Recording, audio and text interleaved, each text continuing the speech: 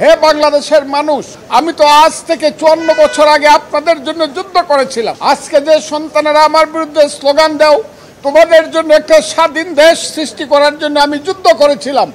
তোমাদের কাছ থেকে কি আমি অপমৃত্যুটা আমার কাম্য? বিশেষ করে ফ্রান্স থেকে কয়েকদিন আগে 2 জন ইউটিউবার অর্ডার দিয়েছে আমাকে হত্যা করার জন্য।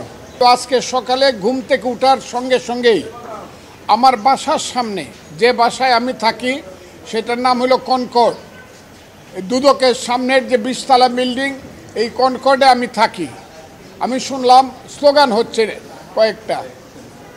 আমি দেখলাম উপর থেকে 7 থেকে 8 জন ছেলে মেয়ে স্লোগান দিচ্ছে, খুব বিশ্রী স্লোগান, ফজলুকে হত্যা করো, ফজলুর রহমানকে গ্রেপ্তার করো, ইত্যাদি ইত্যাদি। স্লোগানেরও ভাষা মানে এমন কোনো অনা আর কি।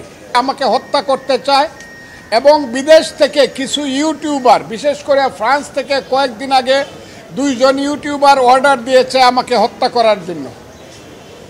এবং কালকে রাত্রে বা পরশু রাত্রে দেখলাম এরা সবাই জামাতের লোক, তারা বলেছে ফজলুর রহমানকে গলা কেটে হত্যা করতে হবে, ইত্যাদি ইত্যাদি। শুধু আমার জীবনে আমি মৃত্যু ভয় পাই না, কিন্তু আমি মনে করি অপমৃত্যু তো আমার প্রাপ্য না। এই দেশটার জন্য আমি যুদ্ধ করেছি, কাজে আমার এদেশে বাঁচার অধিকার আছে।